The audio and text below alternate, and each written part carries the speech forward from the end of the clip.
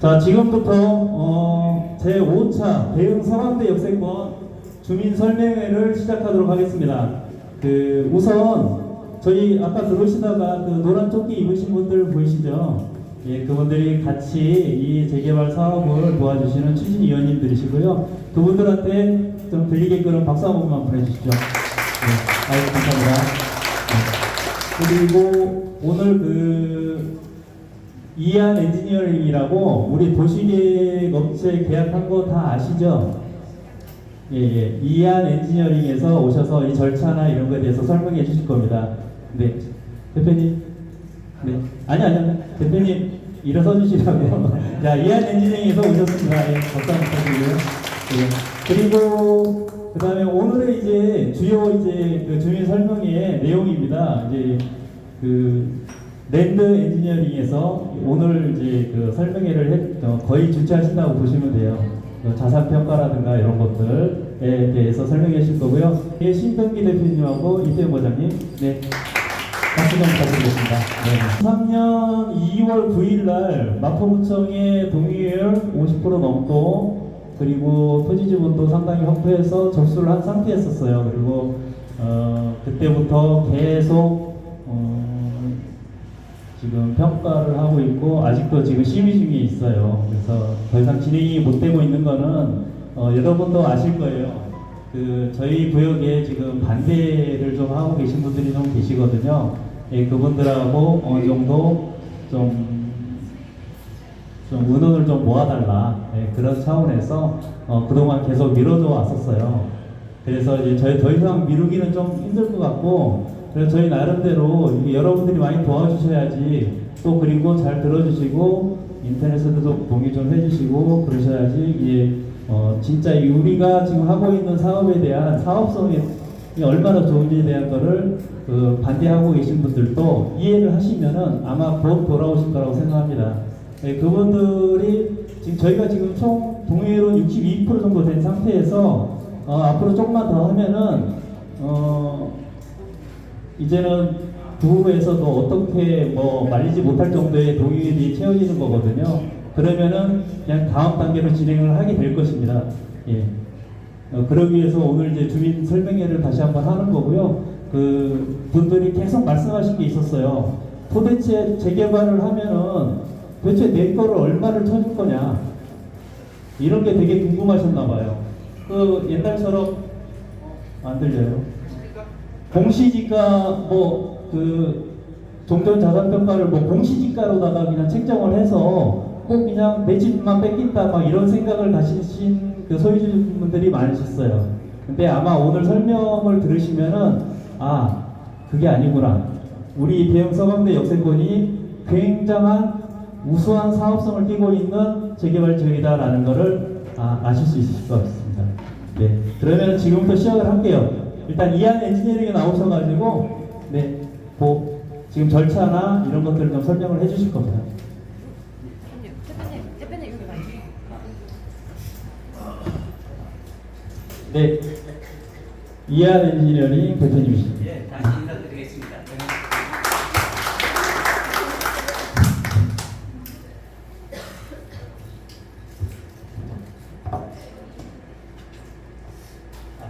벌써 설명회가 저도 세 번째네요. 많이 아실 겁니다. 거의 다 아시는 내용들이니까 저는 간단하게 그냥 요지만 말씀드리겠습니다. 안녕하세요.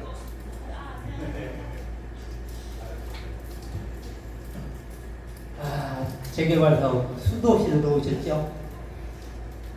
특히 이제 역세권 재개발 사업 말 그대로 역 주변에 여기 재개발 사업은 좀 인센티브를 줘서 사업을 할 수 있게 하겠다 이런 취지에서 만들어진 개념입니다. 지금 현재 여기 용도지역이 잘 아시다시피 2종 일반적으로 지역 7층짜리하고 3종하고 섞여 있습니다. 그러면 이걸 재개발 사업을 통해서 준주거까지 상향을 할 거고요. 한 500% 이내에서 용적률이 정해집니다. 공짜는 없죠, 지구상에. 왜 현재 기준 용적률에서 준주거 용적률까지 가려면 공짜는 안 되고 일반 분양, 민간 분양 아파트를 하기 위해서는 장기 전세라는 임대를 추가로 내놔야 됩니다. 반 정도 내는다고 보시면 될게요. 올라가는 거에 반입니다. 전체가 반이 아니고. 운영 기준인데 이건 뭐 복잡하니까 그냥 넘어가겠습니다. 그냥 요지만 말씀드리면 운영 기준이 갈수록 좀 강화된다고 알고 계시면 될 것 같아요. 다음 장에 추가로 말씀드리겠습니다. 요게 저희가 2023년 2월 9일 접수할 당시가 왼쪽에 있습니다. 그 다음에 25년 1월 개정된, 그러니까 현재 적용하고 있는 기준입니다. 뭐 1차 역세권은 350m 같고요. 면적이 많이 다릅니다. 저희는 당시에 3,000제곱미터 이상을 적용받아서 현재 47,000제곱미터 면적을 하고 있습니다. 현재는. 근데 이게 만에 하나 현재 재개발이 진행이 안 된다든지 해서 과거께 다 없어지면 다시 시작을 하기 위해서는 2만 제곱미터 적용을 받아야 됩니다. 그러니까 못한다고 보겠죠. 전체는 나눠 하기 전에는. 그리고 이것만 있느냐? 밑에 또 있습니다. 그 전에는 그 30년 이상 건축물이 30% 이상만 되는 재개발을 할 수가 있었는데 지금은 60% 이상 돼요. 그러면 결국은 현재 저희 분위는 35%가 조금 안 됩니다. 실질적으로 이번 지금 진행하고 있는 재개발이 혹시라도 문제가 생기면 앞으로는 재개발은 못한다. 이렇게 알고 계시면 될 것 같습니다. 뭐 수도 없이 말씀드린 건데요. 대략의 개요만 말씀드리겠습니다. 면적은 말씀드린 대로 47,747제곱미터입니다. 용도지역 2동 7층, 3중에 섞여 있고요. 소유주분들이 약 437분이 계십니다.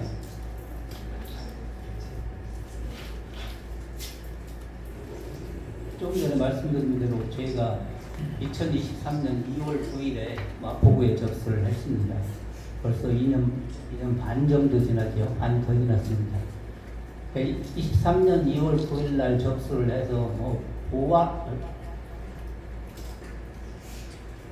보완 조치를 거의 한 1년 가까이를 보완 조치를 했습니다.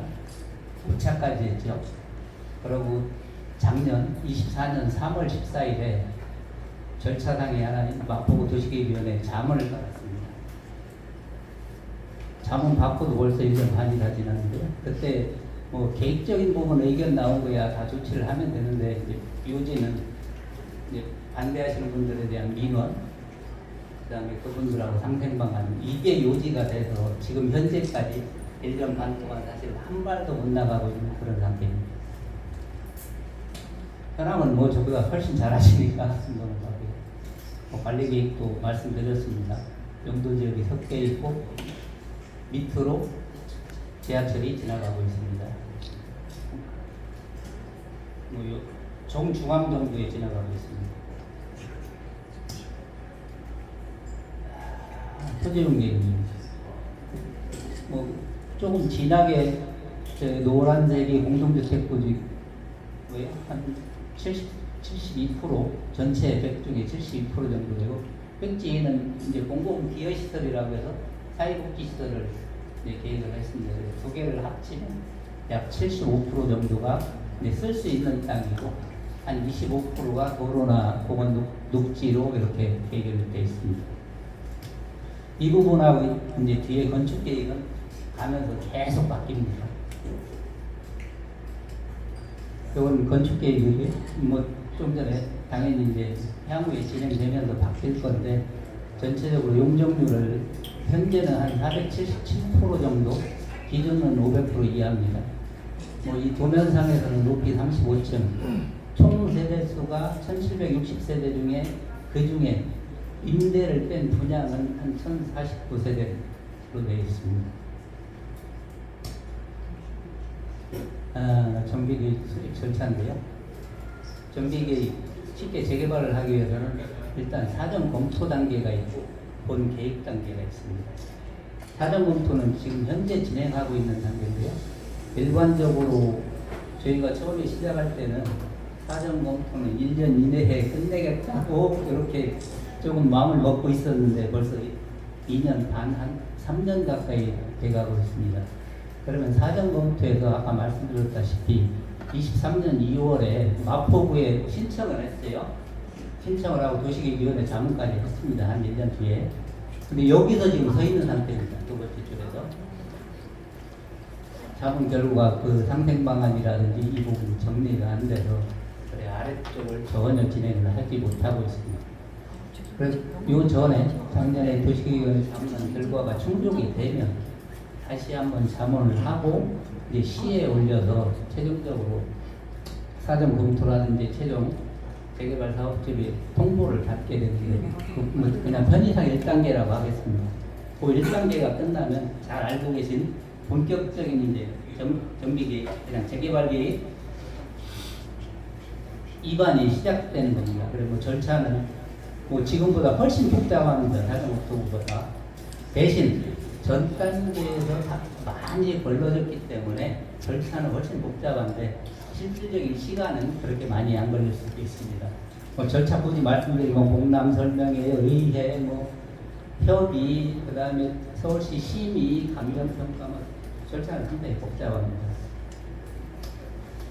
그래서 정비계획까지 결정이 나면 그 이후에 뭐 조합을 설립하시든지 신탁이 필요하시면 신탁을 선정하시든지 조금 이제 뒤에 말씀하시는 사업시행이나 관리성 요 부분하고 다 관련이 있는 부분입니다. 저희가 하는 범위는 정비구역 지정까지가 저희 역할입니다. 뭐 이상으로 간단하게 말씀을 드릴게요. 뭐 저보다 더 잘 알고 계실 겁니다. 워낙 뭐 여러 번 말씀을 드려서 어쨌든 고맙습니다. 네. 고생하신 정영철 대표님께 다시 한번 박수 부탁드리고요. 네. 조금 전에 그 이한 엔지니어링 정영철 대표님께서 말씀하셨듯이 이제는 재개발 사업이 그 여건도 굉장히 강화됐고 저희가 지금 추진하고 있는 대형 서원대 역세권 그 혜택이 다 없어집니다. 이게 안 되게 되면. 네. 그렇기 때문에 주변에 좀 적극적인 권유를 좀 부탁드리겠습니다. 네. 그리고 이 절차에 대한 질문 혹시 있으십니까? 혹시 궁금하신 점? 언제까지 그럼 해야 이게 계속 가능한 거죠? 언제까지 해야지 가능하냐고요? 저희 목표는 조건이 바뀌었다고 저희는 지금 이 상태로 지금 멈춰져 있긴 하지만 진행을 하는 거는 동의율 70% 이상이면 되겠죠. 예, 목표는 지금 동의율 70% 이상 채워서 다음 단계를 진행하는 겁니다. 아니 그 얘기 아니라 네. 그 기간 설정이라는 게 뭐 아까 뭐 바뀐 새로운 뭐 법으로 바뀌었다고 얘기하셨습니까? 지금 현재 네. 기간 혹시 말씀하시는 게 뭐 이 상황이 얼마나 오래되면 혹시라도 개정안에서 바뀌었는데 이게 뭐 잘못되면은 더 이상 뭐 60, 70% 뭐를 해야 된다고 얘기를 하셨잖아요. 지금 요거 말씀드리는 건데 현재 저희가 진행하고 있지 않습니까? 그런데 요 재개발 사업이 혹시라도 무산이 된다면 향후에 재개발 사업은 하기 어렵다라는 걸 아까 말씀을 드린 겁니다. 요게 무산이 되면 지금 현재는 그 개념이 어떤 건지. 지금 현재 저희가 23년도에 마포구에 제안 접수를 해서 현재까지 오고 있잖아요. 그리고 작년에 그 시위원회 자문 결과를 고지를 했는데 쉽게 1년 반 동안 아무 조치를 못한 거죠. 저희들이. 그렇기 때문에 마포구에서도 이걸 뭐 2년, 3년, 5년, 10년 이 상태로 둘 수는 없을 거라는 거죠. 그러면 과거에 저희가 제안 접수한 부분을 거꾸로 반려시키든지 취소를 시켜버리면 지금까지 저희가 했던 것들은 다 무효가 되거든요. 그렇기 때문에 혹시라도 그런 사항이 있으면 안 되지만 그런 사항이 된다면 향후에 역세권 재개발 사업은 어렵다라고 말씀을 드리는 거예요. 다만 그게 뭐 언제 취소 혹시라도 구가 지금까지 한 걸 취소하냐 그건 기한은 없습니다. 다만 아까 말씀드린 대로 너무 오랫동안 1년 반 됐잖아요. 벌써 하염없이 기다려주지는 않을 거다라는 게 제 이제 생각입니다. 그래서 계속 접촉을 해왔고요. 그래서 그 마포구청 도시계획과 역세권 그 팀장님하고 상담을 했어요. 상담을 하고 그 반대 대표성을 띠고 계신 분도 같이 참석을 해서 회의를 했습니다. 회의를 한 결과 그분은 지속적으로 반대를 한다라고 말씀을 하셨지만 아마 지금 고민 중에 계실 거예요. 그분도 이 재개발 사업 아니면은 본인의 자산 가치가 이렇게 올라간다라고 절대 생각지는 않으실 거예요. 예. 지금 자료를 갖고 아마 고민 중에 있는 걸로 알고 있습니다. 질문 있으시면. 질문하겠습니다. 네. 노후도 네. 현재 기준이 60% 이상으로 되어 있나요? 현재 이제 저희가 2023년에 접수할 당시에 30% 이상인데 저희 쪽은 이제 34%니까 이것이 계속 적용을 받는 건가 아니면은 그 부분에 대해서 좀 궁금하네요. 저기 당시에 노후도 기준 저희 접수 시에 노후도 기준은 노후 불량 건축물이 그냥 60% 이상이면 되는데 그 중에 30 노후도가 그 건물마다 노후도의 기준이 달라요. 연립이 다르고 단독이 다르고 뭐 목조가 다르고 그래서 그걸 평균 낸 전체 노후 불량 건축물 수가 60% 이상이면 당초에 됐었고 그 중에 30년 이상 된 건축물이 30% 이상이면 당초에는 됐었어요. 근데 지금은 첫 번째는 괜찮은데 두 번째 게 30년 이상 된 건축물 노후도가 건축물이 전체 중에 60%가 넘어야 된다는 거죠. 그렇기 때문에 이걸 충족을 못해요 현재. 만약에 지금 기준으로 간다면 그렇기 때문에 요게 충족이 안 되고 그 다음에 면적도 2만 제곱미터 이하 두 개를 다 충족을 시켜야 혹시라도 지금 문제가 생겨서 다시 간다면 그거 두 개가 충족이 돼야 되는데 특히 요 노후도가 안 되겠죠. 면적은 줄여서 갈 수 있겠지만 노후도 30년 이상 건축물 비율 60%를 맞출 수가 없기 때문에 이건 임의로 맞출 수 있는 게 아니잖아요. 세월이 맞춰지는 거지. 그렇기 때문에 사업을 할 수 없다라고 제가 말씀드립니다. 지금만. 제가 여쭤보고 싶은 거는 그러면 저희가 접수할 때 예. 23년도 기준으로 접수했잖아요. 그렇죠. 그것이 계속 유효할 예, 유효합니다. 왜? 이 운영 이제 이게 서울시 이제 이 재개발 사업에 대한 운영 규정이거든요. 이게 거의 1년에 한 번씩 바뀌어요. 바뀌는데 좀 계속 강화된다고 말씀드렸잖아요. 거의 이제 강화되는 취지로 바뀌고 다만 접수 시 당시에도 규정이 있을 거 아닙니까? 그래서 접수할 당시를 기준으로 저희는 적용을 받는 거예요. 이게 만약에 취하가 됐다든지 실효가 됐다고 해도 다시 접수를 하면 현재의 기준을 받았겠죠. 그렇기 때문에 현재는 23년 2월 9일 접수했던 그 기준을 저희는 적용받고 가고 있다라고 보시면 됩니다. 네. 네. 지금 좀 실질적인 얘기를 좀 하려면 반대하시는 분들이 왜 반대하시는지가 좀 궁금하고요. 만약에 그걸 해결하기 위해서 그쪽에 뭐 혜택을 준다고 하면 여기 기존에 찬성하신 분들하고 또 이쪽에 연착을 있을 것 같아요. 그거에 대해서는 그게 좀 궁금합니다. 반대하신 분들에 대한 입장. 왜 반대하시는지 분명히 자산 가치가 올라가는데 네, 반대하신 분들은 거의 지금 이 우리 구역이 그 임대 사업을 하고서 생활계를 유지하시는 분들이 많습니다. 그래서 지금 월세에 대한 부분을 포기 못하신 부분이 좀 굉장히 큽니다. 하나는 그거고요. 그리고 또 하나는 그 감정 평가에 대한 부분입니다. 그 다른 지역에 예를 들어서 뭐 다른 지역에 있는 그런 부분들을 자기 자산 감정 평가를 뭐 되게 낮게 책정이 된다. 그래서 집만 뺏기고 나는 쫓겨난다라는 그런 의식이 좀 있으신 것 같아요. 네.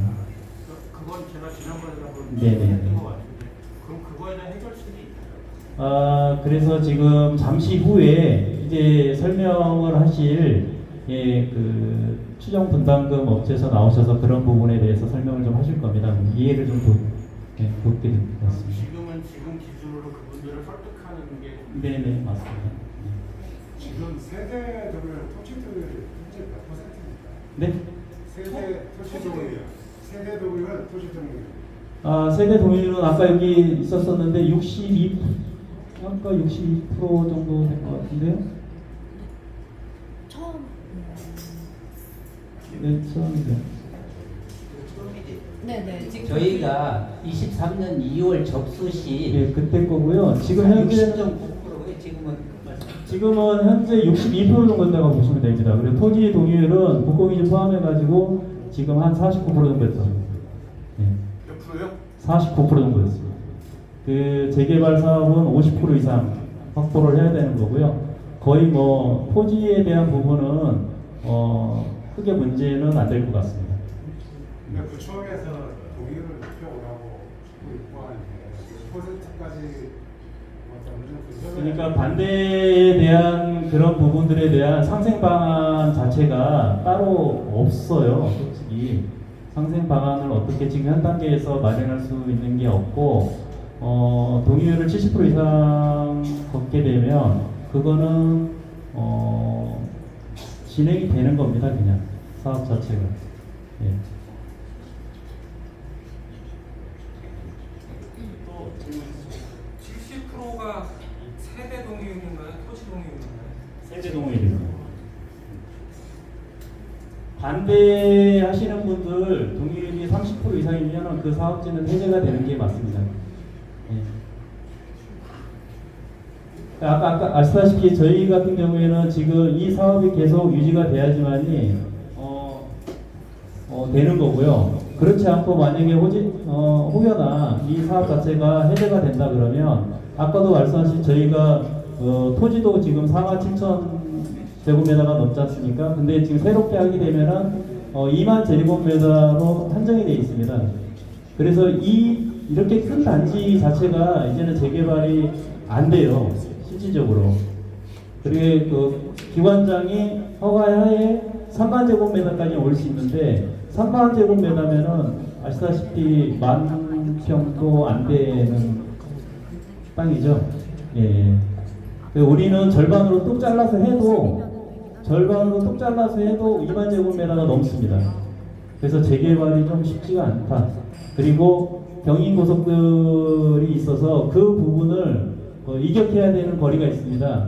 만약에 모아주택이나 뭐 이런 것들로 한다고 해도 그 이격을 하고 나서 해도 사업성이 없습니다. 그런 사업으로 하게 되면 우리는 어떻게든지 이 사업을 해야지만이 수익성 사업으로 갈 수가 있는 겁니다. 예. 또 다른 질문 있으십니까? 네.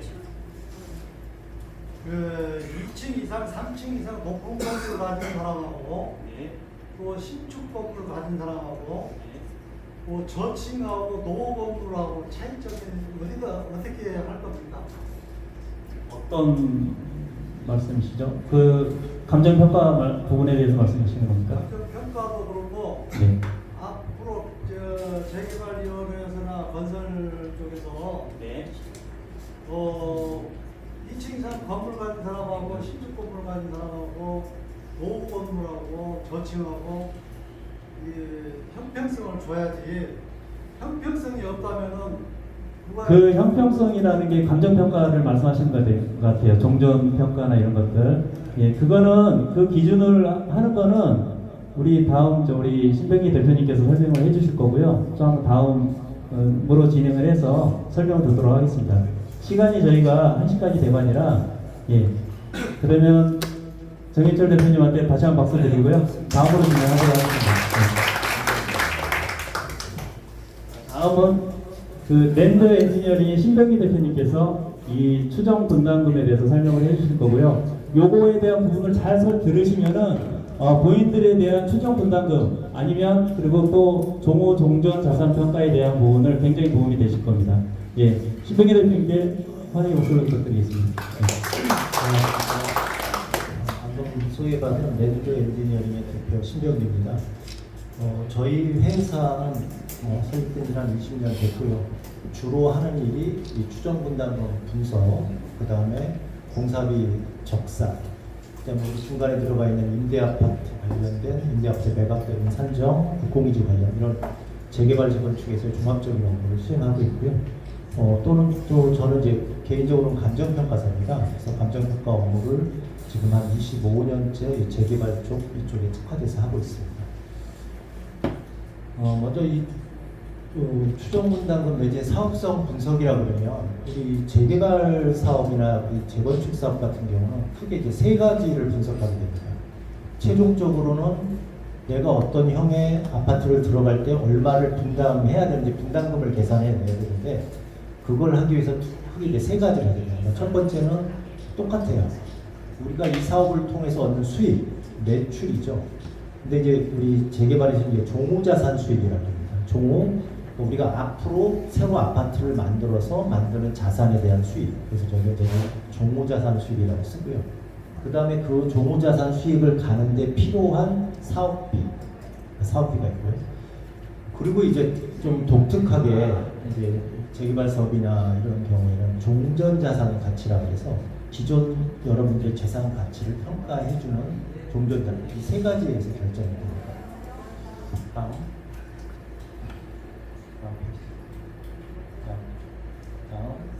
자, 요 설계 개요는 지금 앞에 우리 도시계획업체에서 2023년도에 접수한 설계 개요를 바탕으로 분석을 한 겁니다. 만약에 여기가 이제 나중에 다른 변수가 있어서 설계 개요가 바뀌면 이 분석 내용도 달라지게 됩니다.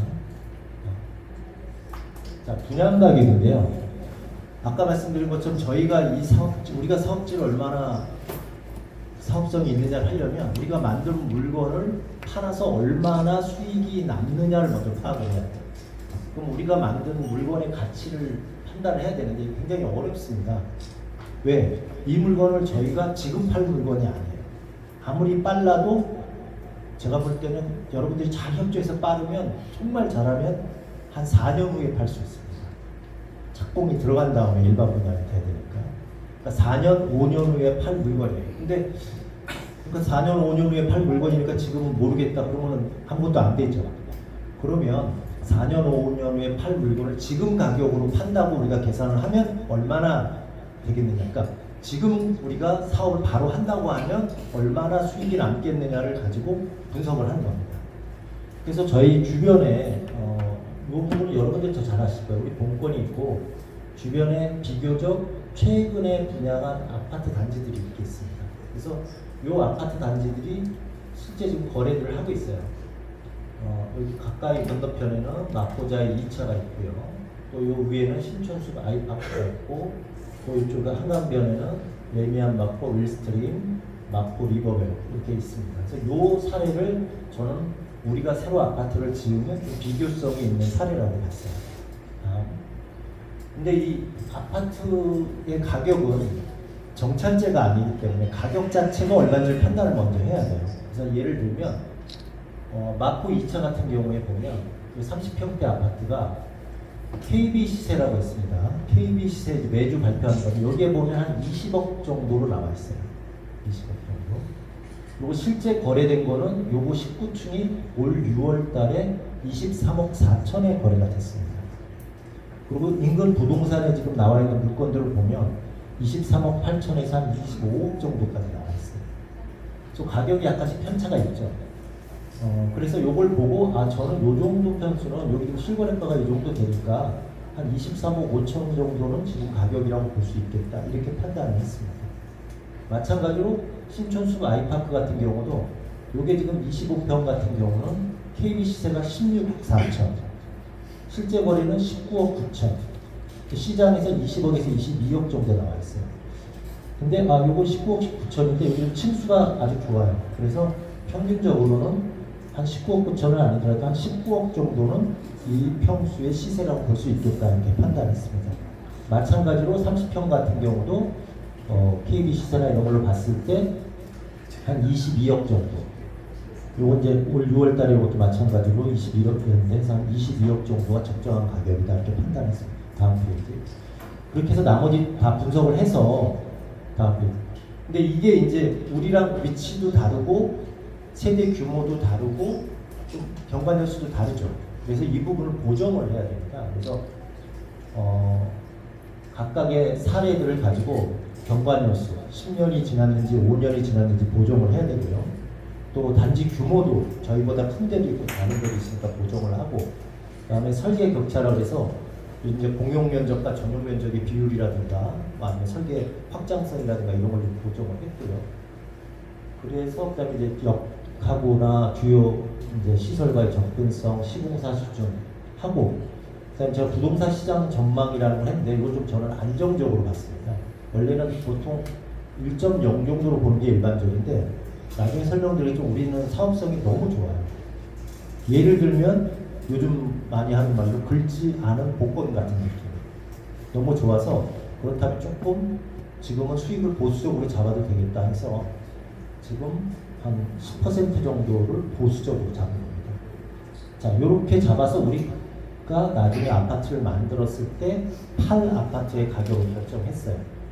그래서 어느 정도로 결정을 했냐면 지금 24평 같은 경우 한 18억 정도 새 아파트를 줬을 때, 다음 페이지. 그 다음에 30평 아파트가 한 22억 정도를 우리가 분양가로 잡았습니다.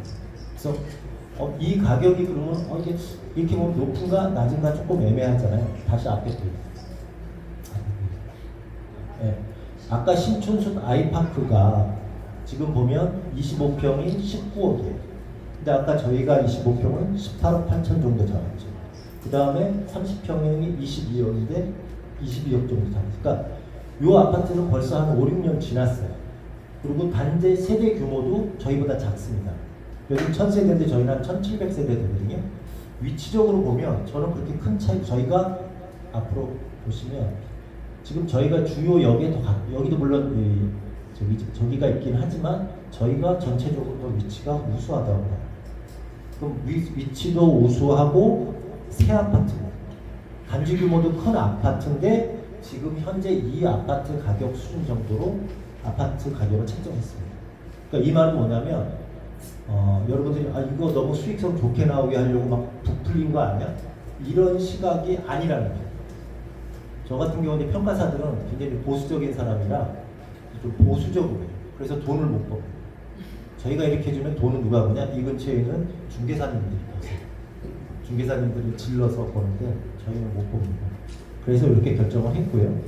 조합원들은 이 아파트 이 상대적으로 주변 시세에 비해서 오히려 싼 듯한 이 가격에 80% 정도 수준을 책정했습니다. 그러니까 더 싸게 받는 거죠, 조합원. 그러니까 여기서도 이익이 있습니다. 이 정도로 해서 저희 매출을 계산했습니다. 다음 페이지. 임대아파트는 법에 의해서 임대아파트를 계산하는 방법이 있어요. 그래서 그 방법에 의해서 다 산정을 할 겁니다. 다음 페이지. 그 다음에 상가는 이제 저희가 이제 상가를 지으면 상가 가격을 결정해야 돼. 상가 가격은 사실 굉장히 사전 결정한다면 거의 불가능에 가깝습니다. 어려워요. 같은 상가 라인에도 가운데 있느냐 끝에 있느냐에 따라서 가격이 다르죠. 아파트 가격은 그래도 좀 어느 정도 정형화되어 있어요. 비슷한 층에 25평이면 비슷하지만 상가는 완전히 다른 개념이에요. 그래도 우리가 개념을 잡기 위해서 다음 페이지요. 여기 보면 주변에 신촌숲 아이파크라든가 예미한 이런 단지 내 상가들의 1층의 거래 가격을 전용 면적으로 쭉 뽑습니다. 뽑아서 요것도 조금 저희가 안정되게 20% 정도를 다운시켰어요. 그래서 전체 평균을 냈더니 전용 면적당 1,600만 원 정도 나와요. 그러면 평당으로 따지면 한 5천만 원 정도. 근데 이게 분양 면적이 아니라 전용 면적당 한 5천만 원. 상가 같은 경우는 여러분 아시겠지만 분양 면적 대비 전용률이 50%, 60%밖에 안 돼요. 그 말은 무슨 말이냐면 여러분들이 이걸 분양받을 때는 우리가 전용 면적으로 5천만 원 조금 넘게 했으면 분양 면적은 평당 3천만 원이 되나 안 되나. 엄청나게 싼 거예요. 서울시의 전철역에서 이렇게 통행이 확보된 1층의 로드샵, 이 새 건물의 로드샵이 평당 3천만 원 이하짜리는 거의 없습니다. 근데 저희는 그 정도 수준으로 잡았다는 거예요. 다음 페이지. 자, 그 다음에 이제 종전자산인데요. 여러분들이 갖고 있는 가장 큰 오해가 종전자산은 굉장히 낮게 평가가 된다. 이런 인식들이 있어요. 그런 데도 있습니다. 실제 시세 대비해서 굉장히 낮은 가격으로 평가가 될 수밖에 없는 데도 있어요. 저희가 1년에 수지 분석을 한 보통 한 30건 정도 보고서를 해서 저희가 구청도 하고 조합도 하고 발표를 하는데요. 그 중에 보면 이렇게 시세 나온 거에 75%, 뭐 70% 이렇게 적용하는 거 있어요. 지난주, 지지난주에 했던 저희 평창동 같은 경우도 75%로 했어요. 왜? 종전자산을 75% 기존 지금 거래되는 가격에 70%, 75%로 안 하면 비례율이 100%가 안 나와. 그럼 그 사업이 잘못된 거예요. 근데 우리는 사업성이 좋기 때문에 오히려 역발상을 할 수 있어요. 요게 이제 우리 구역에 요건 토지 건물이에요. 토지 건물이라는 건 단독주택이라든가 뭐 상가 건물이라든가 이런 등기부가 토지 따로 건물 따로 되어 있는 거예요. 이게 최근 몇 년간 거래된 사례입니다. 전체 사례를 뽑았어요. 그래서 이 사례 거래 가격에서 토지 가격만 뽑아서 토지 가격이 평당 얼마에 거래된 날 다 뽑았습니다. 그리고 요 거래된 시점에 요 토지 가격이 개별 공시지가하고 비교했을 때 얼마가 차이가 나느냐 요걸 다 비교를 했어요. 왜냐하면 나중에 이제 본 평가를 들어가면 평가사님들이 여러분들의 가가 호를 다 방문합니다. 그래서 그 집에 뭐 리모델링을 해서 뭐 시설을 했는지 건물이 최근 건물인지 이런 걸 다 하나하나 개별적으로 다 판단해요. 그리고 평가사님들은 조합에서 정하는 게 아니라 구청에서 정합니다. 구청에서 두 군데 정해서 정해줘요. 왜 구청에서 정하느냐?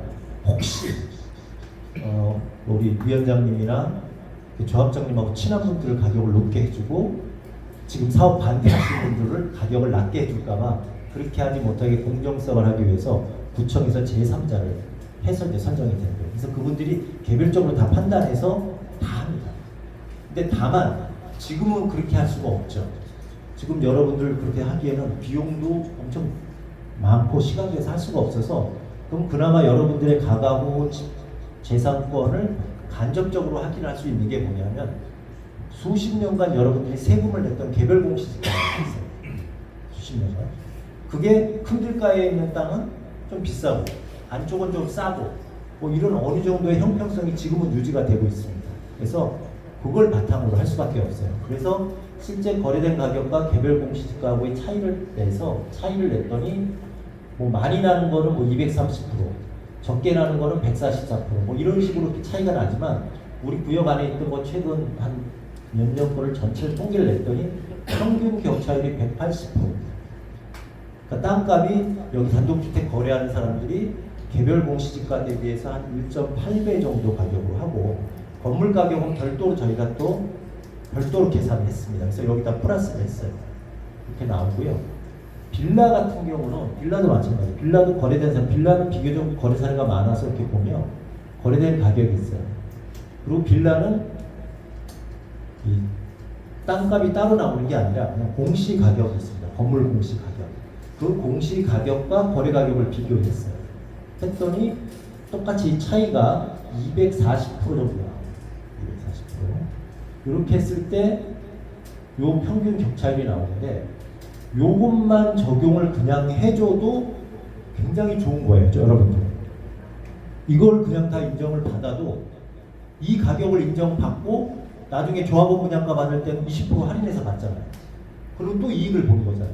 그러니까 굉장히 이 가격만 인정해도 좋은데 우리 구역은 워낙 사업성이 좋으니까 향후에 사업이 개발되면 그 개발 이익을 반영해서 이 가격에 50%, 150%를 더 하면 더 인정해 줄 수 있는 만큼의 여력이 있습니다. 그러니까 이 땅이 여러분들이 갖고 있는 이 사업지의 잠재력이 있기 때문에 지금 실제 거래되는 그 가격의 1.5배를 종전자산을 해줄 수 있습니다. 이게 지금 가격은 아니죠.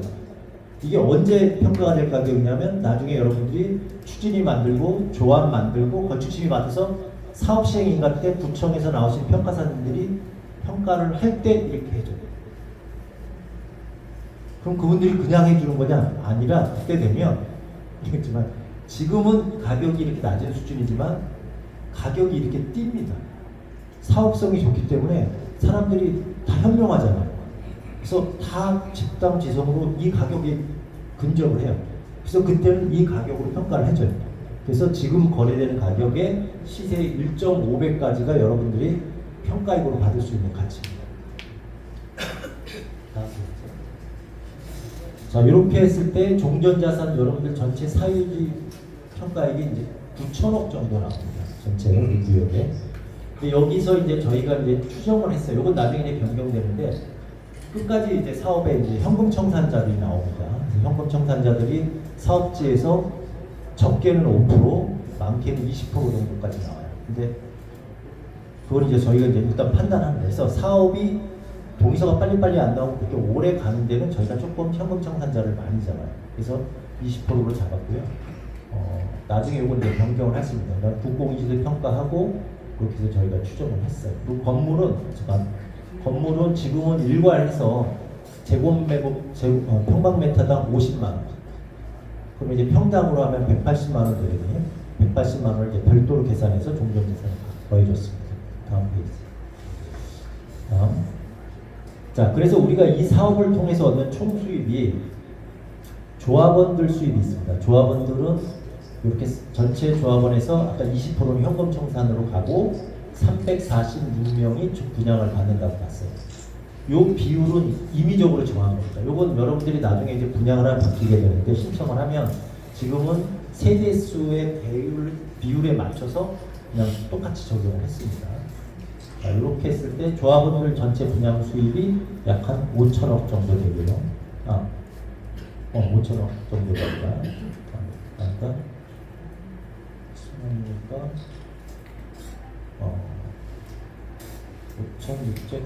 5,630억 정도 되고 일반 분양이 있습니다. 일반 분양. 이게 이제 저희가 한 695개, 약 700개가 되는데요. 서울시에 이런 데가 없어요. 조합원 분양 대비해서 일반 분양이 2배가 된다? 그 말은 뭐예요? 조합원들이 자기 것들 한 채 가져가고 2채 팔아서 그걸로 공사비 내고 남죠. 그러니까 수요 사업성이 좋다는 얘기가 나옵니다. 다른 현장들은 조합원 분양 대비해서 50%만 돼도 사업성 좋잖아요. 조합원 수만큼 나오면 대박이라든가. 근데 여기는 조합원보다 2배가 돼요. 한 체험으로서 세 채 져서 아주 단순하게 얘기하면 내가 지금 한 채 있는데 한 체험으로서 세 채 져서 내가 한 채 살고 2채 파는 거예요. 그러면 돈이 남겠죠. 공사비 하고 그런 게. 자, 그리고 이제 공공임대 수입이 있고요. 다음 페이지. 그다음 근생 수입, 재개발 임대 수입. 그래서 이 사업을 통해서 전체적으로 저희가 얻을 수 있는 총 수입은 2조 1,700억입니다. 2조 1,700억. 다음 페이지. 자, 그러면 이거를 하는데 저희가 이제 사업비가 들어가요. 근데 사업비 항목이 굉장히 많습니다. 근데 이 중에서 제일 큰 사업비가 직접 공사비예요. 직접 공사. 그래서 우리가 워낙 사업성이 좋고 그래서 직접 공사비도 조금 여유 있게 잡았어요. 저희 그냥 평당 1,000만 원 잡았습니다. 1,000만 원. 사실은 서울시면 한 850 정도만 잡아주면 돼요. 참고로 넘기고 그리고 나머지들은 거기에 맞춰서 저희가 이제 그 프로그램에 의해 산출한 거. 이 프로그램이라는 거는 서울시에서 서울시에서 하는 사업장들이 이게 다 사업이 끝나면 그걸 다 모아서 평균치로 통계를 내는 게 있어요. 다음 페이지, 다음 페이지, 다음 페이지. 자, 이렇게 해서 전체 우리 사업비 총계가 1조 3천억 정도가 나옵니다. 1조 3천억. 그 중에 아까 제일 중요한 게 직접 공사비 1,000만 원이라고 했잖아요. 평당 1,000만 원. 그러면 다음 페이지. 요게 지금 서울 시내 최근에 시공사를 선정한 사례예요. 실제 시공사들을 선정한 계약 단가들입니다. 청우동 같은 경우가 이번에 6월달에 선정하면서 858만 원. 그다음에 신안 같은 경우가 뭐 하고 그다음에 여기 미아동 용산 정비창이 777만 원. 미아 정비창, 용산 정비창이 저희가 일하는 데인데 여기 현산하고 포스코하고 굉장히 세게 붙은 데예요. 그래서 뭐 신문 지상이나 뉴스에서도 많이 봤을 거예요. 여기가 777만 원, 858만 원 이렇게 결정이 됐습니다. 그리고 강남권은 아무래도 조금 더 비싸요. 강남은 왜냐하면 마감재라든가 뭐 이런 거에서 좀 특화되는 요구사항들이 많아요. 그러니까 외산으로 한다든가 우리도 나중에 외산으로 할 수 있죠. 사업성 좋으니까 얼마 가능합니다. 근데 여기 이게 반영된 게 얼마냐면 개포동 같은 경우는 920만 원 정도 됩니다. 그 다음에 한남 4구역 같은 경우 여기도 한 930만 원, 신반포 2차 950만 원. 그러니까 강남권 같은 경우는 1000만 원은 안 되지만 거기 육박하고 그 외 구역은 800만 원대.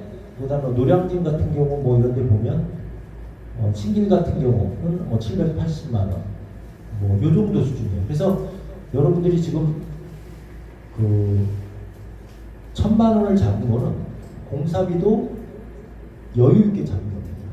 여유 있게. 자, 여기 보면 이제 1000만 원이 넘는 게 하나 있어요. 요건 이제 남영역세권인데 여기는 초고층으로 일단 계획을 했어요. 공사비가 35층 다르고 49층 다르고 50층 이상 확 다릅니다. 근데 여기는 이제 초고층이라고 워낙 지금 1000만 원 넘게 했는데 여기 뭐 어떻게 될지 모르겠어요. 그래서 저희가 이렇게 보면 저희 앞쪽으로, 그래서 저희가 전체적인 사업기 앞쪽으로, 그래서 여기 지금 1000만 원 잡은 거는 여유 있게 잡았다. 그러니까 제가 지금 말씀드린 것처럼 매출 잡을 때 조금 보수적으로 잡았고요. 그 다음에 공사비 잡을 때 여유 있게 잡았어요. 그럼에도 불구하고 사업성이 좋으니까 여러분 종전자산 가치를 다 인정해 줄 수 있는. 자, 그렇게 했을 때, 자, 그렇게 하면 비례율이 얼마가 나오냐면, 자, 우리 총 매출이 위에 들어가고요. 사업비가 들어가고 그걸 이제 종전자산으로 나누면 그 비례율이 나오는데 이게 이제 119% 정도 갑니다. 119%. 굉장히 좋은 거죠. 119%. 두 번 인정. 아까 지금 시세에다가 그냥 시세대로 인정을 해줘도 조합원 분양가 20% 받으니까 이익인데, 아까 시세에서 1.5배를 더 인정해 준다고 그랬잖아요. 근데 거기에 한 번 더 119%를 한 번 더 더해주는 거예요. 자, 권리 가격을 할 때는 여러분들이 모든 거를 분담금이라든가 이런 거 계산할 때는 종전자산 가격이 아니라 이 권리 가격을 기준으로 합니다. 이 권리 가격은 평가액에다가 비례율을 곱해서 나옵니다. 그래서 여기는 그 사례를 들었는데, 구체적으로 보면 요 분이 2023년도에 13억을 주고 사갖고 들어옵니다. 13억을 사갖고 들어오는데, 이 분을 앞에 종전자산 우리가 평가했던 기준으로 평가를 하면 얼마가 나오냐면 22억 9천이 나옵니다. 22억 9천.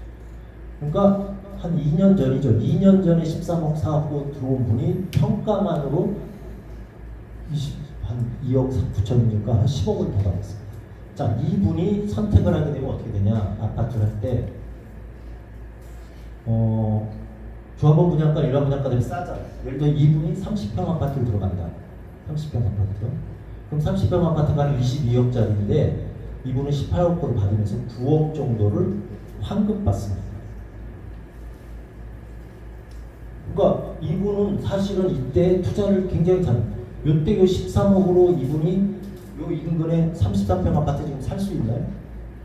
못 사죠. 지금 인근에 30평 아파트 가격이 거의 새 아파트 20억 다 넘잖아요. 지금도 못 사는데 이분이 이걸 샀기 때문에 이분의 사업이 순조롭게 진행을 되면 34평 아파트를 하나 받고 9억을 현금으로 따로 받아요. 그러니까 제가 처음에 얘기한 것처럼 글자무 복권이나 마찬가지예요. 대박인 거죠. 다음 페이지. 요 분도 마찬가지예요. 요 분도 2023년 3월, 10월에 이건 46억을 주고 사왔는데 이분은 뭐 워낙 큰 거니까 이분은 워낙 많이 물려받아요. 아파트 이런 분들은 나중에 다만 여기 지금 포함 안 시킨 게 1+1은 포함을 안 했어요. 근데 우리는 워낙 사업성이 좋아서 1+1은 여러분들이 2개씩 아파트를 조합원들이 좀 가져가도 변화율이 이렇게 많지 않습니다. 요분 같은 경우는 46억에 됐는데 평가액이 67억, 권리 가격이 67억이 되고 이분은 30평 아파트 하나 가져가도 다시 49억, 한 50억을 돌려가요. 이건 이제 큰 거 가지신 분들은, 작은 거 가지신 분들은 밑에 다음 페이지. 자, 요 부분 같은 경우 예를 들면 이게 빌라예요, 요거는. 빌라인데 요거 비교적 최근입니다. 요거 6월달에 사갖고 들어오신 분이에요. 올 6월에 4억에 사갖고 들어오셨는데 이 분은 평가가 5억 5,800에 평가가 됩니다. 그 비례를 곱하면 6억 6,600이 권리 가격이고요. 그럼 이분은 25평 아파트를 가면 분담금을 내야 돼요. 분담금을 내야 되는데 얼마를 내냐면 7억을 내야 됩니다. 7억을 내면 시세 18억짜리 아파트를 받을 수 있어요. 지금 4억 투자한 겁니다. 자, 그래서 다시 앞으로. 다음 페이지. 자, 그래서 우리 구역이 갖고 있는 사업성은 놀랄만해요. 저도 1년에 뭐 몇십 개씩 하지만 이거 하나 사야 되나? 뭐 이런 생각을 저희는 뭐 항상 근데 다만 여기는 이제 문제는 이러한 사업성을 갖고 있는 걸 실현할 수 있느냐 이게 관건이에요. 이게 관건. 지금 이 설명회 자료가 밖에 나가면서 그럼 막 가격이 올라야겠죠. 사람들이 막 사야 되는 거예요. 투자. 근데 망설여요. 안 사고. 왜 망설이죠? 이건 이거 자체 신뢰성 때문에 망설이는 게 아니에요. 이거는 사업이 이렇게 진행해서 우리가 갖고 있는 개발 이익을 실현시켰을 때 이렇게 되는 거죠. 우리는 이 재개발 사업은 여기서 이익이 남으면 누가 뺏어가는 사람이 있죠. 딱 하고 있는 뺏어가는 쪽 있습니다. 누가 지자체에서 뺏어가요. 서울시에서 야, 너희 사업이 많으니까 뭐 주민복지시설 뭐 하나 더 지어줘 뭐 이런 거 요구를 많이 해요. 근데 그런 거 외에는 누가 뺏어가는 사람이 없어요. 주민들이 나눠가는 거예요. 그 주민들이 나눠가는 방법은 두 가지밖에 없어요. 첫 번째, 종전자산을 높게 평가해 주는 거. 그래서 높게 평가해 줘요. 두 번째, 아까는 20%라고 했잖아요. 실제로는 20%가 아니라 더 낮출 수도 있습니다. 이 조합원 분양가를 30% 일반 분양가 대비해서 30% 40%까지 낮출 수 있어요. 그 두 방법을 가지고 조합해서 결정을 합니다. 뭐 이 시행 방식이나 이런 게 있어서 어떤 업체가 다 빼가는 게 아니기 때문에 그 두 가지 방식으로 이익을 가는 거고 우리 구역은 이러한 이익을 가지고 있는 땅입니다. 그러니까 축복받은 땅인데 문제는 이게 실현이 가능할 것이냐 안 할 것이냐는 절대 동의율이 75%예요. 75%가 여러분들이 주민을 동의하면 시간의 문제지 이걸 뭐 5년이 걸리든 2년이 실현이 될 거고 그게 안 되면 이게 실현이 안 되면 계속 미뤄지는 거예요. 밀어주면 언젠간 되겠지? 언젠가 안 됩니다. 그러다 보면 아까 얘기한 것처럼 앞에 그 도시계획업체가 얘기한 것처럼 그게 이제 새로 접수가 말소가 되면 새로운 기준으로 해야 되잖아요. 그러면 또 이게 다른 답이 나올 수 있습니다. 그래서 여기까지 다 설명을 했고요. 추가. 네, 지금부터 그러면 요거에 대한 부분 질문밖에 받겠습니다. 혹시 아까 그 산출에 아까 처음에 여기 시세를 이렇게 평가를 하실 때 신촌숲이나 뭐 이런 걸 하셨잖아요. 근데 제가 이제 얼핏 보니까 신촌숲 같은 경우는 그 용적률이 현재 한 270% 정도예요. 근데 지금 여기에 하는 건 470%란 말이죠. 그럼 그거에 대한 계산을 하시는 분은 있나요?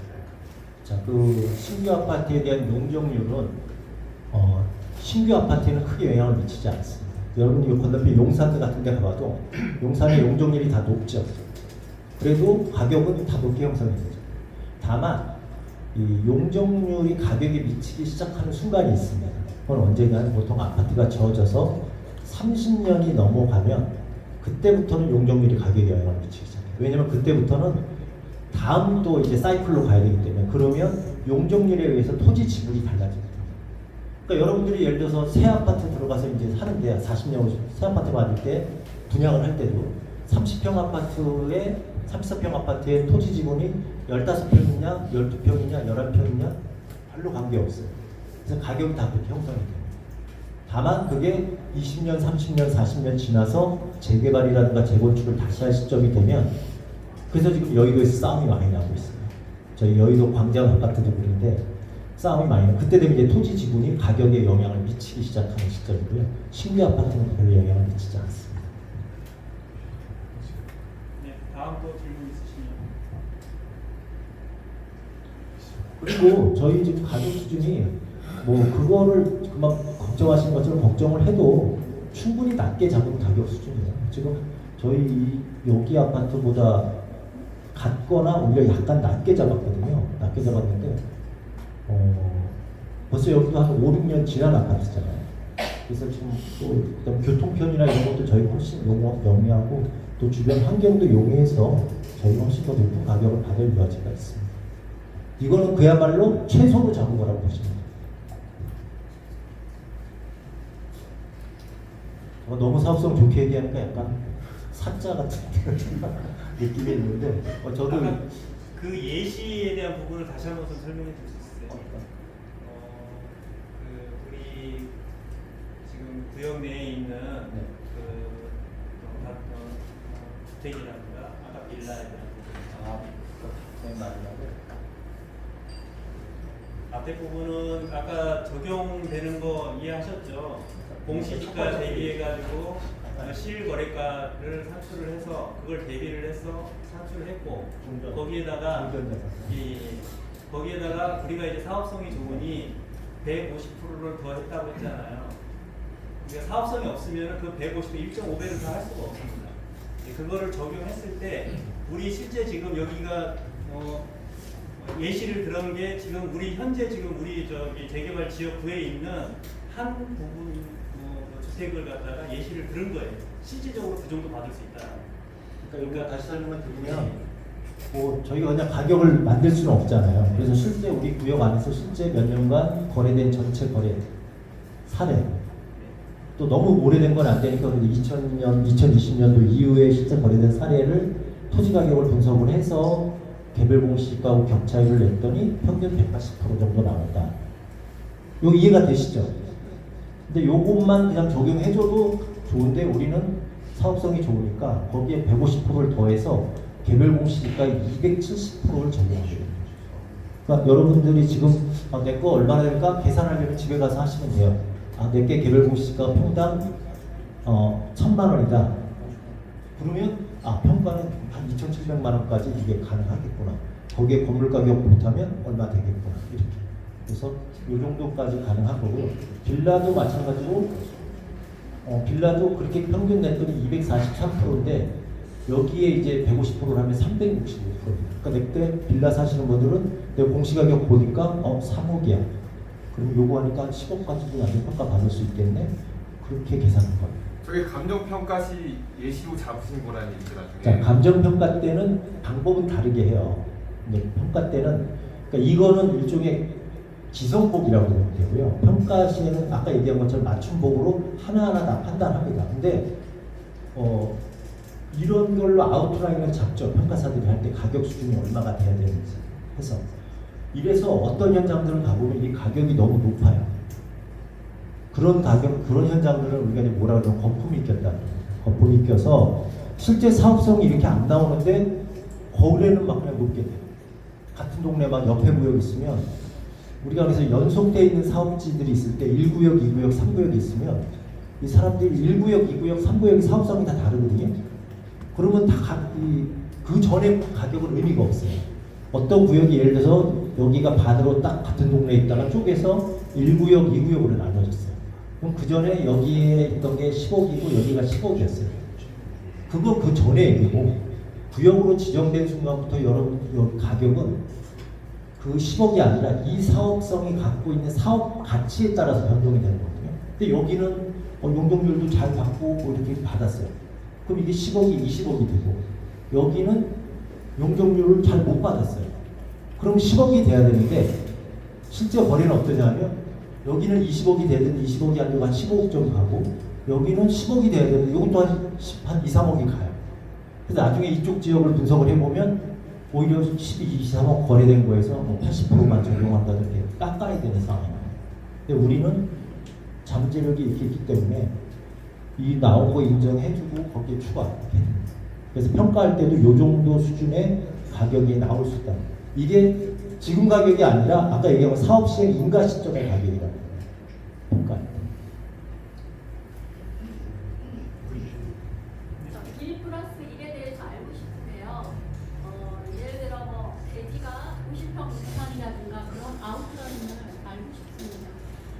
여기는 경우에 따라서 1+1은 법적으로 두 가지 요건 중에 하나만 충족하면 됩니다. 둘 중에 하나. 첫 번째는 여러분이 평가받은 평가액으로 두 채를 받을 수 있습니다. 그러니까 내가 평가액이 30억이다. 그럼 20억짜리 하나, 10억짜리 하나 받을 수 있어요. 다만 돈을 보태서는 못 받습니다. 우리가 하나만 신청할 때는 돈을 보태기도 하죠. 근데 이렇게 작으면 아까 얘기한 것처럼 5억 보태서 내가 40평 아파트 들어가면 돼. 보태서 하는데 1+1에 한 개는 돈을 보탤 수 있는데 두 개째 할 때는 돈을 보탤 수 없어요. 그러니까 그 범위 내에서 해야 되고 그 다음에 1+1에서 한 개는 반드시 25평 아파트로 가요. 그러니까 40평, 40평 이렇게 못 가고 40평 가면 그다음 30평, 25평 이렇게 한 개는 반드시 25평으로 가야 되고요. 그 다음에 그건 이제 금액 요건이고요. 금액 요건 외에 또 이제 면적 요건이 있어요. 내가 지금 살고 있는 면적이 소위 말해 60평을 살고 있어요. 그러면 내가 30평, 20평 금액은 안 되더라도 면적이 되면 면적으로 그 범위 안에 가면 됩니다. 그 면적이 대진지 아니면 연면적. 네, 연면적. 원래는 전용 면적인데 여러분들 갖고 있는 것들이 전용 면적이 구별이 안 돼 있는 것들이 많을 거예요. 단독주택 같은 데. 그런 경우는 연면적, 건평으로 저희가 면적을 기준으로 합니다. 만약에 그 다세대 빌라 같은 경우 여러 채를 갖다가 한 건물을 갖고 있을 때 그것도 똑같이 연면적 적용을 기준으로 하는 건가요? 그럼 다세대를 예. 한 건물에 예를 들어서 뭐 7개, 8개 갖고 있을 수 있어요. 한 사람이. 예, 한 건물을 예. 갖고 있는데 그거- 그게 연면적이 100평이 넘는다. 뭐 예를 들어서 뭐 60평이 넘으면 그거만큼을 내가 대체를 받을 수가 있는 거예요. 그렇게 봐야 될 것 같습니다. 왜냐하면 다세대라도 한 사람이 동시에 가지고 있으면 분양권은 하나밖에 안 나오니까요. 분양권 하나 나올 때 이건 어디로? 이게 나중에 이제 개별 통지문이 갈 때 보면 여러 개 갖고 있으신 분 같은 경우는 이게 이제 하나가 아니라 여러 개를 합쳐서 하나로 묶어서 거거든요. 금액도 그렇고. 그러니까 내가 두 개를 갖고 있어도 이게 이제 몇 번 두 개 갖고 있다. 그럼 그게 묶어서 하나로 총합해서 가니까 금액이나 면적도 그렇게 가요. 그럼 동일 건물에 여러 개 갖고 있는 거랑 여기저기 있는 거랑 뭐 똑같이 적용을 받는 거죠? 동일 건물에 여러 개를 본인이 이제 갖고 있는 통째로 다 등기 부상으로 완전 분리가 되어 있고요. 예. 그래도 아마 같이 적용될 것 같은데. 구역 내에 있는 거는 합쳐서 계산하시면 돼요. 타구역에 있는 거는 적용 안 돼요. 물론 그건 안 돼요. 금액 기준, 면적 기준 둘 중에 하나만 아니 왜냐면 먼저 질문하세요. 먼저. 여기서 뭐 좀 다른 내용이긴 한데 만약에 내가 10억을 한 걸 받습니다. 아파트를 막 10억을 받으면 10억에 대해서 세금이 있나요? 네, 세금이 있습니다. 그럼 내가 내는 돈은 세금이 없을 거예요? 예, 내는 돈은 세금이 없고요. 받는 돈은 그러니까 추가로 내가 아파트를 들어가면서 이제 조금 더 큰 평수로 내가 가진 걸 가서 보태는 돈에 대해 세금이 없는 데 비해서 큰 거를 가지고 반은 아파트로 들어가 반은 현금으로 받으면 그 반에 대해서는 양도로 보기 때문에 양도소득세 계산이 됩니다. 비율이 되느냐 뭘까요? 그거는 주택 여러분이 갖고 있는 그 주택 같은 경우는 보유 기간이라든가 거기에 따라서 그 면제받는 게 많거든요. 그거 다 적용해서 그거 아까 얘기해서 제가 잘 못 들어서 하는데 면적 기준, 금액 기준은 또는인가 둘 중에 하나만. 둘 중에 하나만 충족하면 됩니다. 그리고 지금 아까 총 수입 비용 계산하셨잖아요. 네. 거기에 기부 체납된 그런 것도 가정을 하고 계산하시는 거예요. 아, 기본 체납은 수입에 계산되는 게 아니라 비용에 계산됩니다. 비용. 그래서 보면 우리가 아까 그 비용을 보면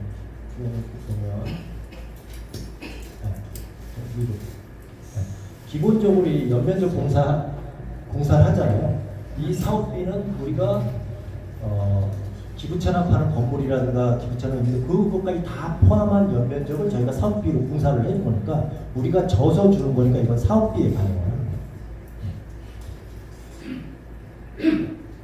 예, 제가 가정을 했을 때 10억짜리 건물을 갖고 있는데 평가를 14억을 평가를 받아가지고 14억 아파트를 샀어요.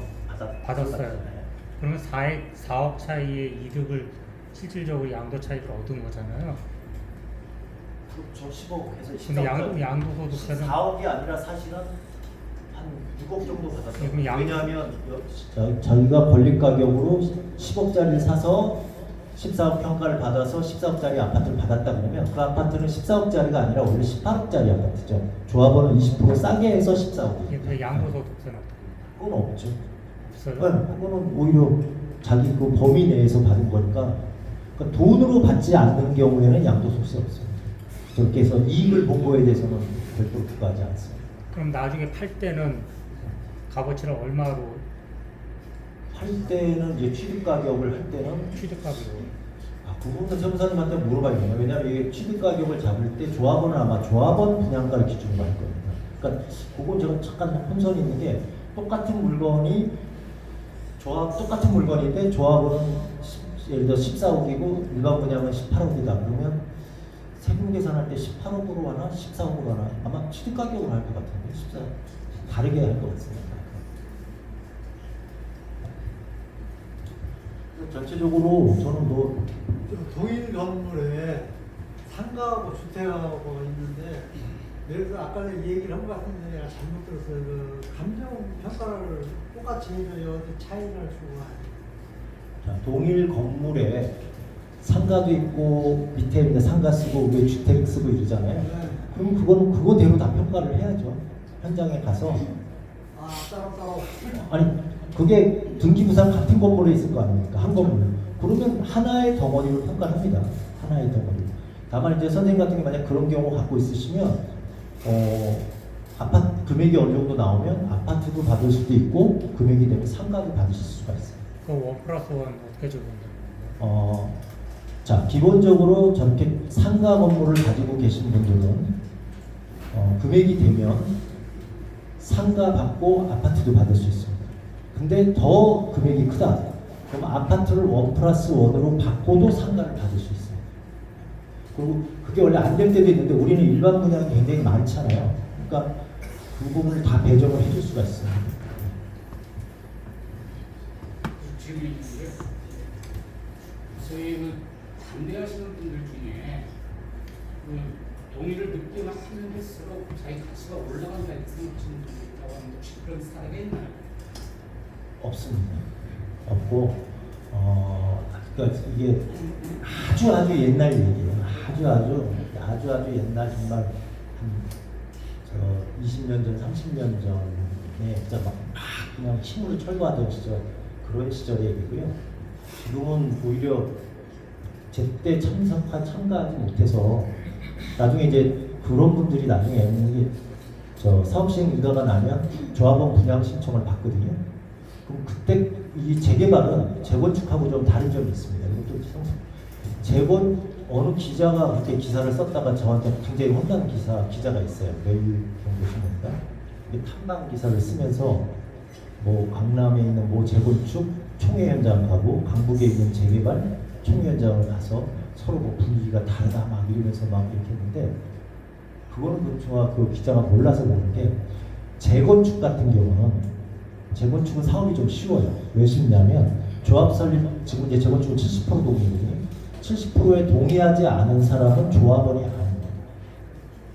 그러니까 조합이 설립된 다음에는 재건축은 총회할 때 조합 설립에 동의하지 않은 사람들은 총회장이 안 와요. 못 옵니다. 물론 옵저버 자격으로 참가인 자격으로 올 수는 있어요. 그래도 기본적으로 안 오면 그럼 거기 회의하는 사람들은 어떻게 했어요? 다 사업 동의한 사람들끼리 가니까 분위기가 편하죠. 근데 재개발은 안 그렇습니다. 우리들 나는 겪은 재개발은 조합에 동의하지 않아도 조합원이 돼요. 동의서를 안 내죠. 그 말은 동의서 안 내고 건축심의나 뭐 사업시행인가 총회에도 다 참여해요. 그래서 마이크 잡고 막 야 나는 반대하는데 이렇게 그게 왜 그러냐? 당연 조합원으로 하기 때문에 이 재개발은 기본적으로 낙후된 도시를 재정비하는 거잖아요. 그러니까 약간의 공적인 게 있기 때문에 그 사람들을 조합원주의를 줍니다. 그 사람들 조합원주의가 언제 그럼 없어지냐? 사업시행인가 나고 조합원들 분양 신청을 받아요. 조합원 분양 신청 받을 때 분양 신청을 하지 않으면 그때부터 이제 그분은 이제 조합원이 아니고 현금증을 받아요. 그래서 이제 보면 사업 보면 이 기간이 길다 보니까 민망한 일이 많은 게 막 반대했다가 나중에 다 분양할 때 보니까 사업성이 좋아지고 분양해야 되니까 본인이 못 오고 딸 보내고 뭐 아들 보내갖고 이렇게 대신 분양 신청하는 경우가 많습니다.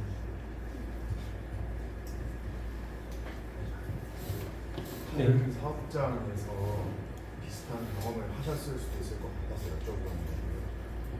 저희처럼 지금 반대하시는 분들 회유를 하시는 방법이 따로 있으신지 궁금합니다. 가령 뭐 월세를 받으시는 분들 당장에 캐시플로우가 없으니까 반대를 하실 텐데 어떤 식으로 걱정을 좀 하시는지. 우리 이제 이 사업의 제일 어려운 점이 그 부분이죠. 이렇게 우수한 사업성을 가지고 있어도 첫 번째는 그분들한테 이렇게 본인들의 이런 정확한 자기 재산을 맞춤형으로 이렇게 상담을 해서 일단 인식을 시키는 게 중요해요. 그냥 막연하게 야 이거 재개발하면 손해 본대더라 뭐 이런 인식을 갖고 있는 분들이 많잖아요. 그분은 이렇게 설득을 해서 일단 이걸 인식을 시키고 사실은 마포구청에서도 상당히 적극적으로 이 업무를 하더라고요. 저도 일을 몇 년, 수십 년만 했지만 처음인데 저희를 보고서 했더니 따로 지난 몇 주 전에 부르더라고요. 상담을 개별적으로 해주라고 해서 뭔 얘기인가 봤더니 여기 지금 사업을 반대하시는 분이 와서 설명을 개별적으로 듣고 싶다고 그분 걸 이걸 뽑아가지고서 좀 설명을 해주라고 해서 구청에 가서 제가 설명을 해드렸습니다. 설명을 해드렸는데 그분도 자기가 이렇게 높은 재산으로 평가받는 거를 아마 놀랬을 거예요. 사실은 여러분들이 아까 얘기했지만 이분 지금 13억 거래된 거 지금 다시 시장에 내놓으면 얼마나 받을까요? 제가 볼 때는 많이 받아야 한 15억이나 뭐 이렇게 받을 거예요. 근데 이걸 갖다가 거의 이렇게 해준다고 그러면 아마 그분들 놀랐을 거예요. 근데 이제 그걸 먼저 인식을 하고 그 다음에 그 말한 것처럼 그 부분은 참 어려워요. 월세 받고 이런 분들 또 월세 생활비인데 당장 이거 하면 돈이 어디서 나오냐는데 그걸 이제 한참 있다 얘기예요. 한참 있다 얘기가 첫 번째 월세를 못 받는 거는 이제 2주 나갈 때부터 이제 되는 거잖아요. 그럼 2주 나가려면 지금부터 그게 앞으로 한 4, 5년 후에 일입니다. 우리 조합 설립되고 다 하고 사업 시행 관리 처분까지 끝난 다음에 2주 나가니까 이제 그때 일이고요. 또 다른 각도로 하면 2주 나갈 때는 2주비를 받아요. 근데 여러분들 같은 경우는 아주 이게 또 유리한 게 이렇게 평가액이 높게 나오면 2주비도 많이 받아요. 2주비가 이분 같은 경우 예를 들면 2주비가 기본적으로 허그 보증에서 60%가 나오거든요. 그건 여러분들 신용도나 이런 거 안 봅니다. 내가 뭐 다른 데 은행 대출이 많고 이런 거 신용도가 낮은 관계없이 이 평가 금액 나온 걸 기준으로 해서 60%를 해줘요.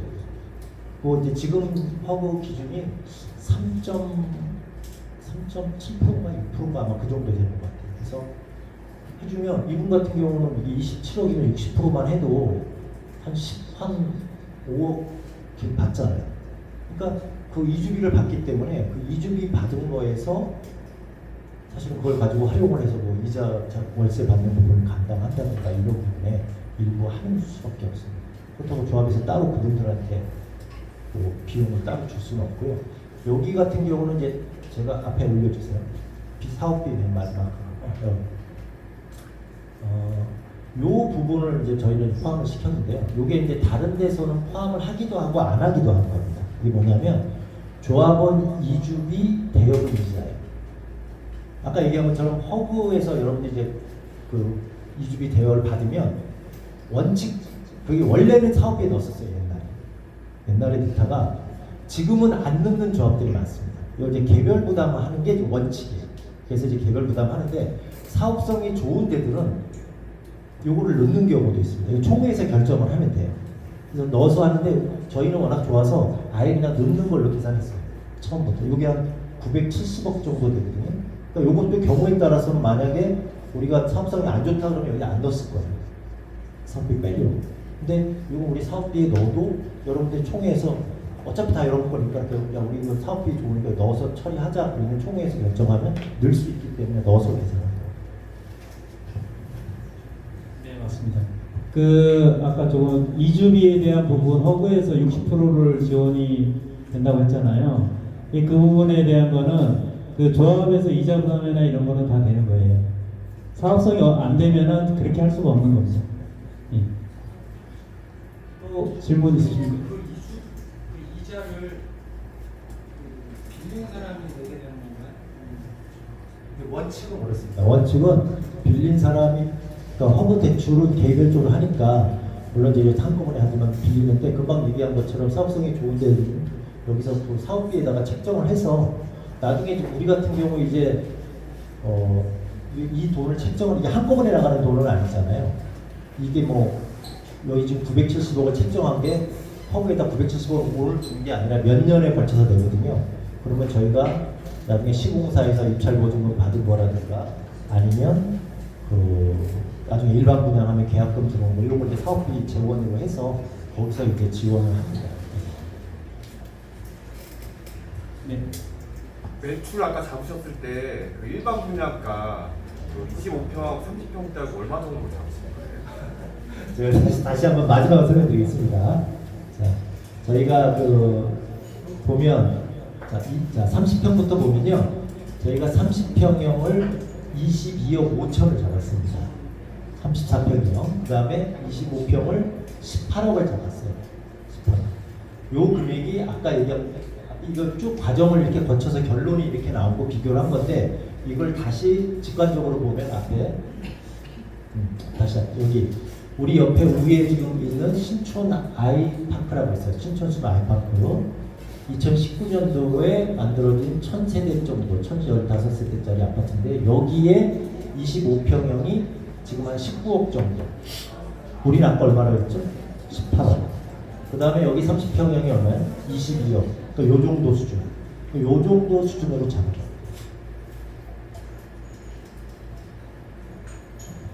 저 질문이 있는데요.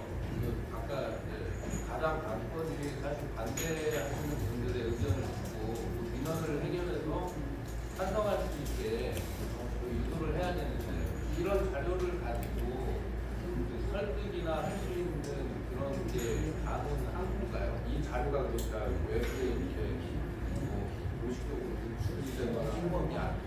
네, 지금 오늘 그런 자리입니다. 네, 반대하시는 분들에 대한 부분을. 그리고 지금 요거 촬영을 하고 있고요. 예, 요거에 대한 부분은 편집을 통해서 유튜브하고 우리 블로그가 있습니다. 그 카페라든가 거기에다 올릴 예정이거든요. 예, 그 다 언제든지 볼 수 있습니다. 우편 발송을 소식 요거 안 했습니다. 조합원 자격이 토지 독립으로 공동에 있는 사람이에요? 건물 건축 등급이 그게 틀릴 수도 있잖아. 아니, 다 됩니다. 그러면 A가 토지 있고 B가 건축이면 A, B가 다 조합원이 되겠네. 그러니까 재개발은 토지 따로, 건물 따로 갖고 있어 조합원이 되고요. 재건축은 토지 건물을 동시에 가지고 있어야만 조합원이 됩니다. 재건축하고 재개발의 차이점은 또 한 가지가 있죠. 예, 재건축 같은 경우에는 뭐죠? 초과이익 환수금? 예, 사업을 하고 돈이 많이 나오면은 그걸 조합원들한테 나눠주는 게 아닙니다. 하지만 재개발은 초과이익 환수금이 없습니다. 네, 조합원님들이 나눠 갖게 돼 있습니다. 아마 우리 이 정도 사업성이 재건축이었으면 그 제초한 초과이익 엄청 내야 됩니다. 1인당 뭐 몇 억씩 내야 되는 걸 얻을 수 있어요. 그게 다 조합원님들한테 가는 겁니다. 예. 자, 질문 더 있으실까요? 없으시면 이걸로 마무리를 하려고 하는데. 네. 혹시 이거는 뭐 법적인 문제도 있을 수 있으니까 예를 들어서 반대하게 있는 이유 중에 아까 하나가 월세라든지 이제 현재 들어올 수 있는 수익에 대해서 걱정하시는 것 때문에 그럴 수 있는데 만약에 찬성하시는 분이 현재까지 66%라고 하면 일단 계속 찬성일 가능성이 있잖아요. 그러면 그분들을 통해 어떤 펀드 조성을 해가지고 그런 거를 미리 이렇게 해가지고 그것도 하나의 낭비하는 방법일 수 있는데 그런 것도 조성하고 협의해서 어떻게 가능한 지금 현재 찬성하신 분들끼리 펀드 조성을 해서 그 월세 그 부분에 대한 부분을 덜어드리자는 말씀이신가요? 네, 만약에 이제 그런 것도 하나의 방법이 될 수 있다라고 제안을 글쎄요, 그거는 제가 잘 추진이 단계에서는 안 되고요. 그게 이제 나중에 만약에 조합이 설립이 되면 그런 부분을 조합 별도 사업비 안건으로 해서 주민총회에서 그건 아마 3분의 2 동의가 있어야 될 것 같아요. 3분의 1 의결로 해서 하면 가능할 수도 있을 것 같습니다. 그러니까 그 사업비에 추가 인정하는 부분이니까. 근데 그거는 이제 근데 문제는 그러려면 일단 조합이 설립이 돼야 되니까 이제 그 앞뒤 순서가 조금 어려움이 있습니다. 근데 기술적으로는 가능합니다. 다음에 법적인 설명회가 한 번 있습니까? 네, 요게 이제 사실은 이거는 너무 빠른 거고요. 이제 여기가 이제 아까 도시계획위에서 구역 지정되기 단계가 돼서 정비계획이 수립이 되면 요런 추정분담금에 대한 부분이 정식으로 들어갑니다. 그때 이제 유형별로 들어가게 되고요. 그래서 구역 지정이 되고 난 다음에 그 다음에 조합 설립을 하게 되거든요. 그때 조합 설립할 때도 또 이런 부분 사업성 분석이 정식으로 들어가고요. 다만 구역 지정할 때는 개별적으로는 안 나가고 유형별로만 나가고요. 조합 설립할 때는 여기 뒤에 아까 나온 것처럼 개별 통지문을 여러분한테 각각 보내주게 됩니다. 한 가지만 더 취득세하고 혹시 그 자녀들한테 양도할 수도 있잖아요. 그 양도세라든지 그런 관계 설명회를 한번 듣고 싶은데. 그거는 뭐 저보다는 다음에 세무사님이라서 한번 얘기를 해주셔야 될 것 같습니다. 그거는 저기 아마 단계가 좀 한 단계 더 넘어가야 될 것 같습니다. 예, 세금에 대한 단계 그런 부분은 지금 저희 보여주시는 화면에서 이분이 13억에 이 주택을 구매를 한 거잖아요. 네. 근데 저게 27억이 되는 과정이 네. 지금 아까 말씀하신 경차율에 대한 부분 설명을 해주셨는데 네. 정확하게 이게 연관이 안 돼서 어떻게 27억까지 들어가게 되는지 지금 수식이 없는 것 같아요. 자, 지금 이분이 13억에 이때 샀지만 지금 시점에 아마 개별 공시지가로 따지면 요게 아마 13억에서 좀 올랐을 거예요. 뭐 얼마가 됐겠죠. 그거에 2.7배를 곱해서 거기에 2.7배의 건물 가격을 곱해서 요게 나와요. 그러니까 여기에 개별 여기 공시지가가 13억이 아니라는 얘기잖아요. 개별 공시지가가 13억이 아니에요. 개별 공시지가 왜냐면 요건 이분이 거래한 가격이니까. 그러니까 거래 가격만 주시고 개별 공시지가가 표시가 안 돼 있으니까. 아 이분요? 개별 요거 앞에 공시지가 사례를 얼마인지 보면 몰라서. 앞에 한번 우리 종전 사례를 볼까? 그러니까 격차율. 자, 이분이 아마 요 분이 여기 좀 개인 번지가 있어서 저희가 요건 맨 위에 거요. 요 분 같은데요. 이분이 지금 2023년 10월 13억에 살 때 산 토지 가격은 880, 평방미터당 880만, 약 900만 원에 샀지만 그때 공시지가는 540만 원이거든요. 근데 지금은 540만 원이 아니겠죠. 그 이후에 이게 2023년도입니다.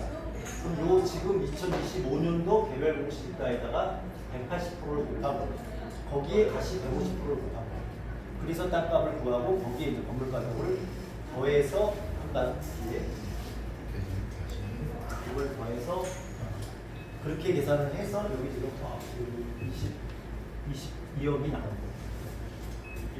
거예요. 아까 그 빌라 4억짜리 거래 사례를 보여주셨잖아요. 그거 같은 경우는 건물이나 토지 면적 별개로 그냥 계산하는 건가요? 아니요. 빌라는 원래 한 덩어리 토지 건물이 아파트처럼 구분되는 게 아니기 때문에 하나로 그냥 한 덩어리로 계산합니다. 그리고 공시 가격도 토지 건물이 한 개로 나와요.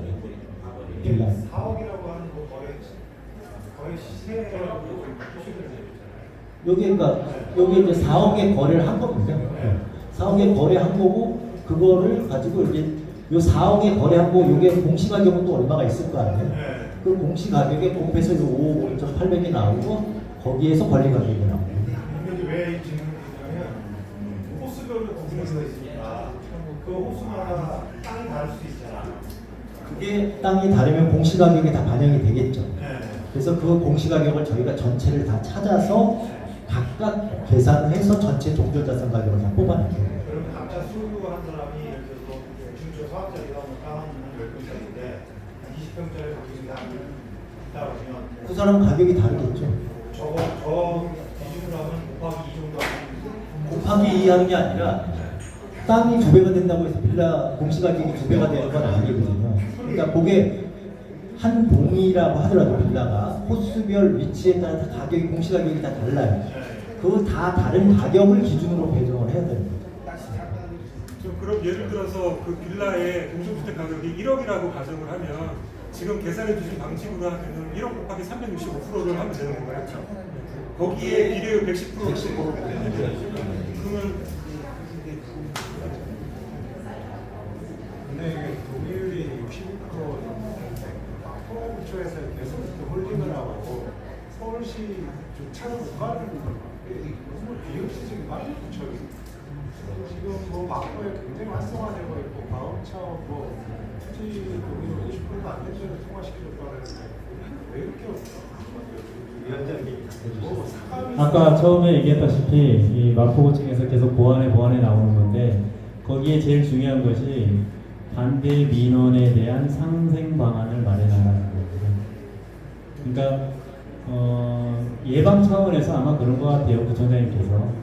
오늘 저희가 여기 대관을 1시까지 한 거거든요. 그래서 오늘 주민 설명회는 여기서 그냥 마치도록 하겠습니다. 예, 고생해주신 우리 신병희 대표님한테 박수 한번 부탁드립니다.